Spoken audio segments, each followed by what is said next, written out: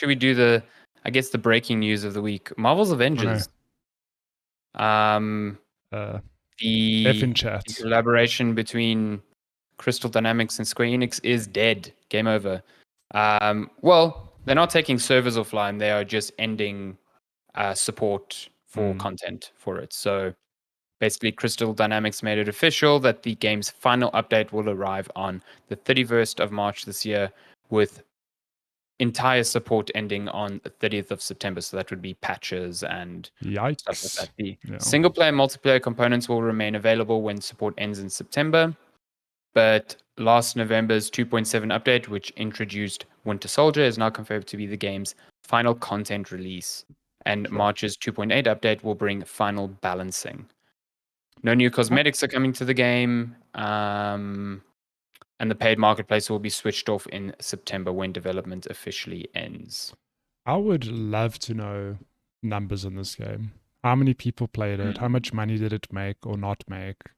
Because that's never been clear. It's sort of just been like this project running along, quietly getting updates with no fanfare. I definitely think it didn't hit the numbers that 100%. Marvel was expecting, that Crystal was expecting, that Square was expecting, but at the same time, this game was not good.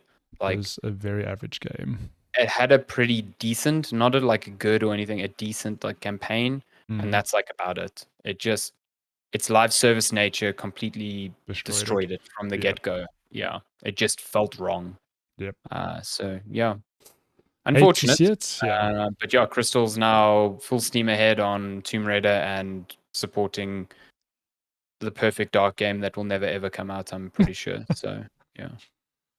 Speaking of games, there was a report, a slight report, so that's why I didn't put in news, but this morning that there's been troubles with Perfect Dark and the new Tomb Raider will come out before Perfect Dark. I'm like, wait, what? What the heck? Okay. Well, speaking of games that are never coming out. Shit. What is going on at Ubisoft? Okay. So Ubisoft cancels 4 more games and delays Skull and Bones for the 6th time amid financial Skull and Bones was meant to come out in March. It wasn't even that far. Listen, Ubisoft's in a bad place at the moment. Just overall, just none of their games are hitting. It's sad though, because I have a soft spot for Ubisoft purely from the point of view that they'll release. So I always look at Rainbow Six Siege as an example, where it launched, it was okay, but over years that game got way better. They've supported it and they've really built it up, and they've done that with a lot of the games where it launches it's okay, and they just make the experience better over time. Yeah.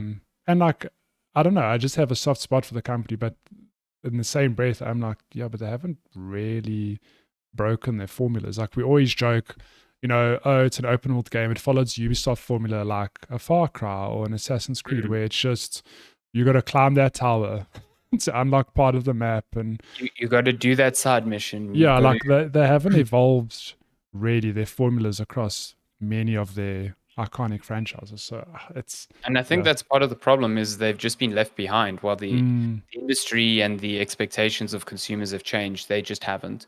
Yeah. So what they did was double down on their big franchises, and in doing so extend out the releases of them. So now you have multiple years between an Assassin's Creed or a Far Cry, or and they're like, okay, well, what can we do to plug the gaps? Oh, let's bring back Watch Dogs. Didn't work out.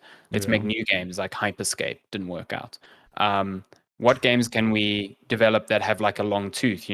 They've been trying with Assassin's Creed. They announced a live service Assassin's Creed coming in the future. But there's not much on the horizon for them that seems that exciting. We've got Assassin's Creed Mirage, which is a back to basics one coming out this year. But beyond that, you've got live service Assassin's Creed. I bet we'll get another Far Cry. Skull and Bones maybe one day will come out. But I don't know. This game has been delayed so often. And now they cancelled 4 unannounced games so they can focus on the franchises they already have established, the franchises that already have sort of waning interest, which is I don't know. Correct me if I'm wrong, but did Ubisoft do They had a stint where they did a whole lot of indie games like Child of Light and very Unraveled. But long. like, Not Unravel. That was that EA. EA? Yeah, so Ubisoft did Child of There's Light Child of and Light, there was Valiant something else. Hearts. Valiant Hearts. Those were both Yeah. great games. Like, and then they did some of the Rayman stuff in that end yeah, as well. but those games, I think they smaller in scope. Very Mm. good games. Like, I don't know why. Maybe maybe those are the 4 unannounced projects, for example. Like, it's these smaller experiments that just aren't working out. But I feel it's a mistake to also just put all their eggs on these franchises that feel a bit tired. Like, to be completely honest, like I'm all for Assassin's Creed going to its roots, but I'm also like, man, we've had a lot of Assassin's Creed in the last decade.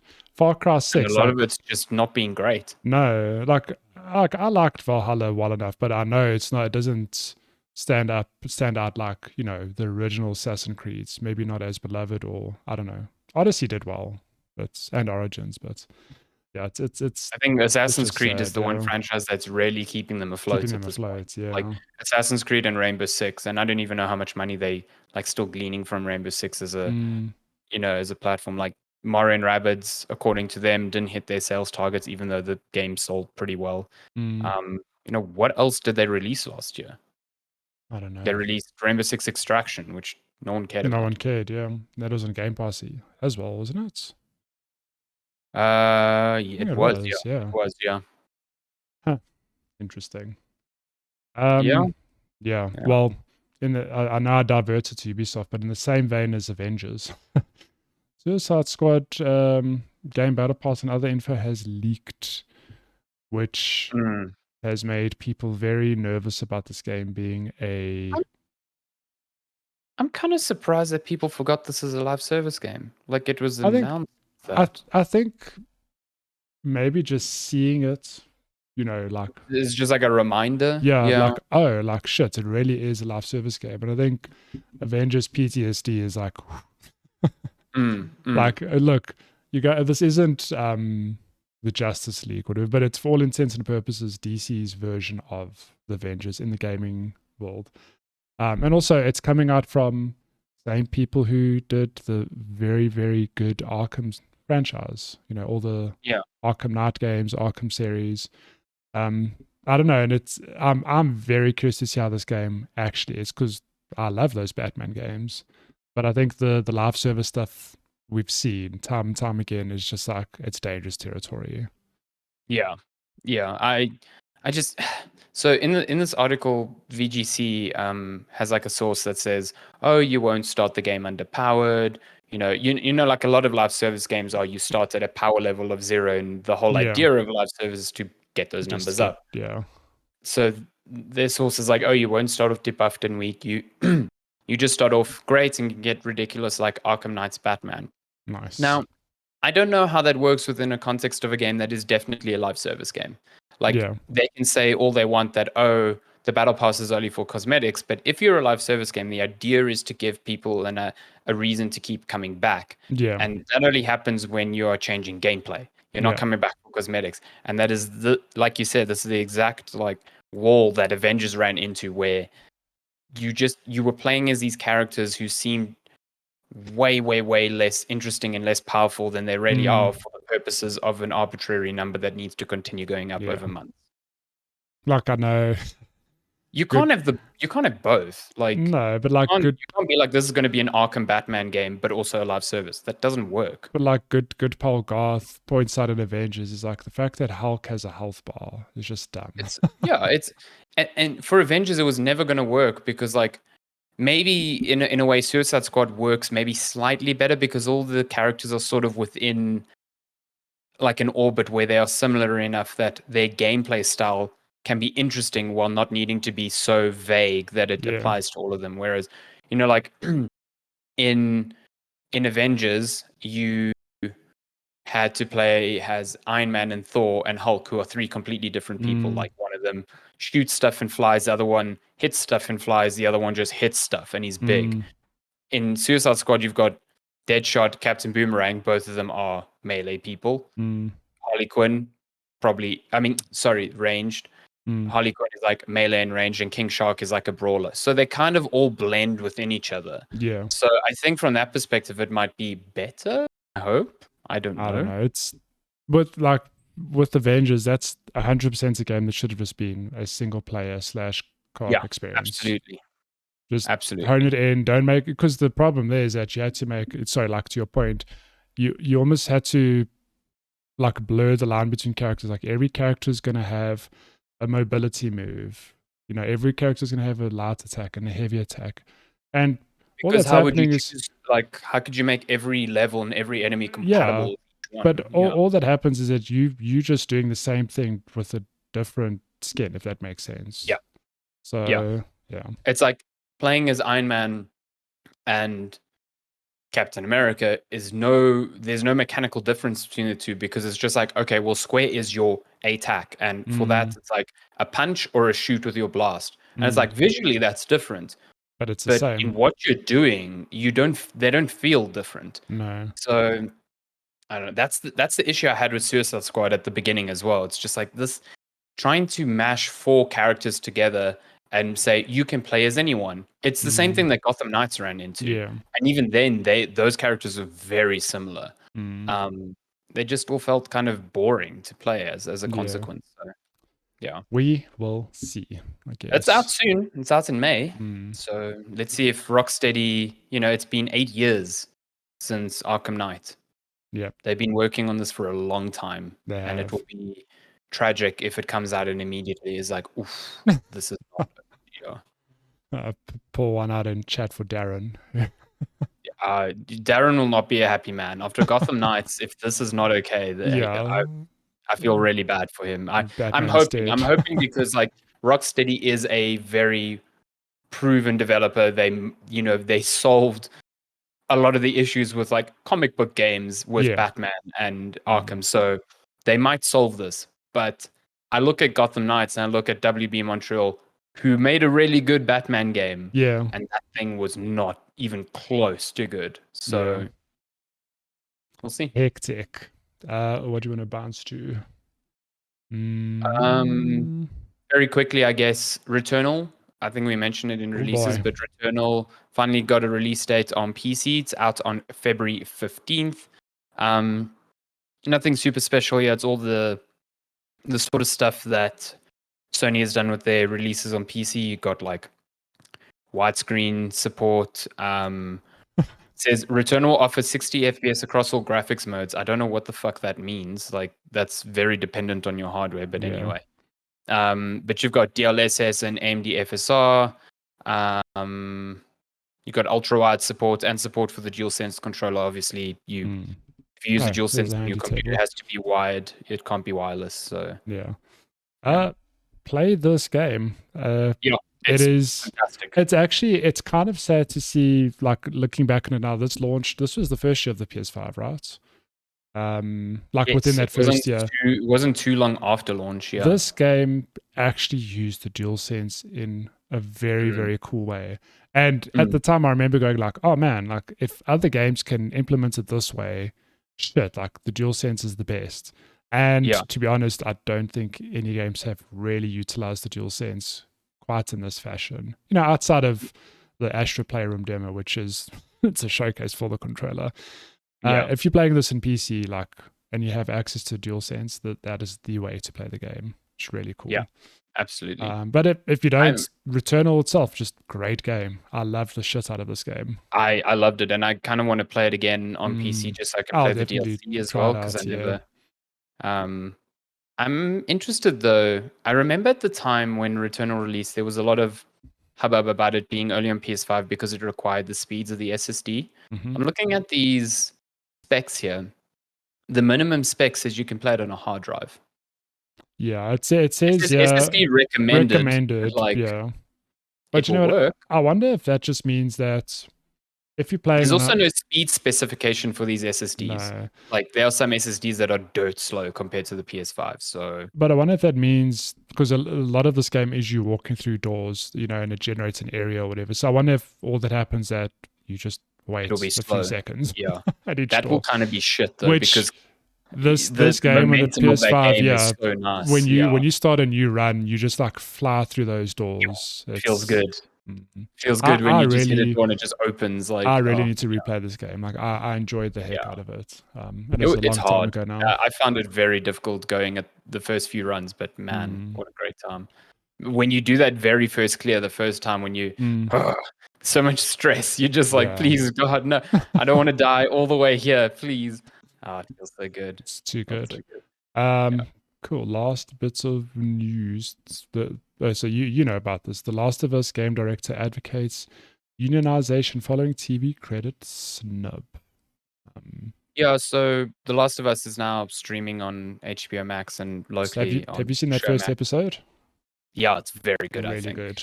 Would recommend. I know you really enjoyed it as well. So yeah, I thought it was great. I didn't realize it was such a long episode as well. It's like almost an hour and a half. But I climbed into bed saying I'm just going to watch this 40-minute episode. Nope. My God, like 1 hour 20 minutes. Yeah.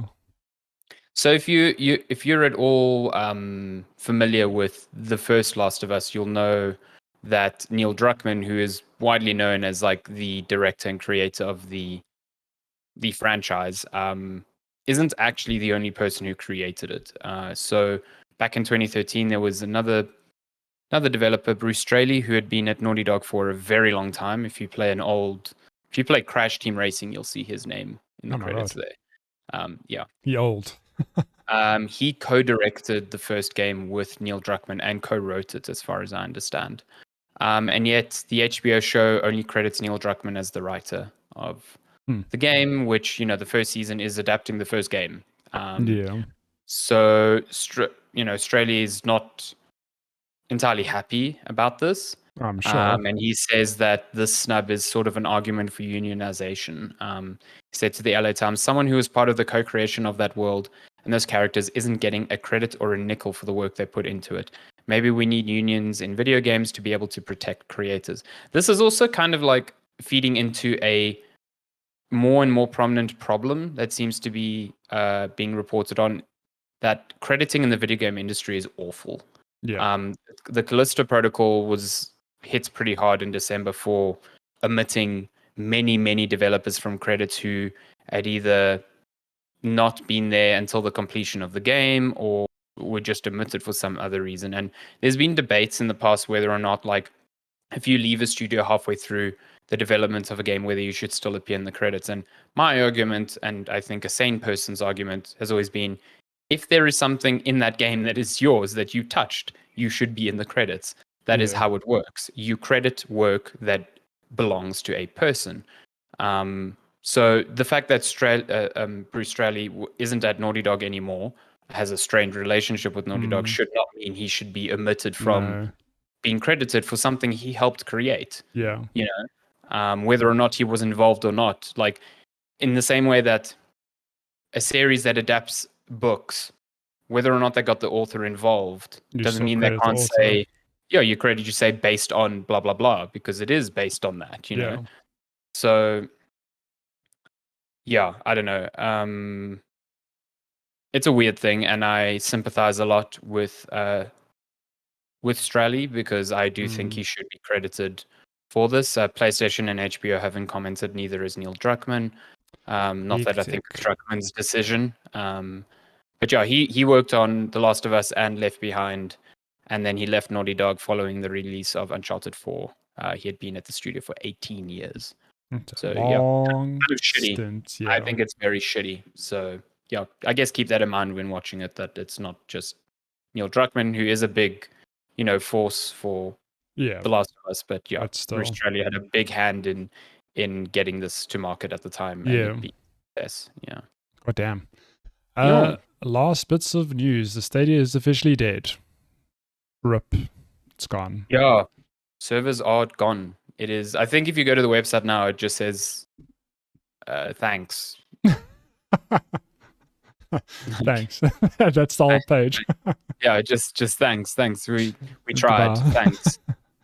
After 3+ years of service, the ambitious cloud gaming initiative Stadia has been shut down. Only 3 years. Wow. Hectic. Listen, I think it's sad, because I think the tech was good.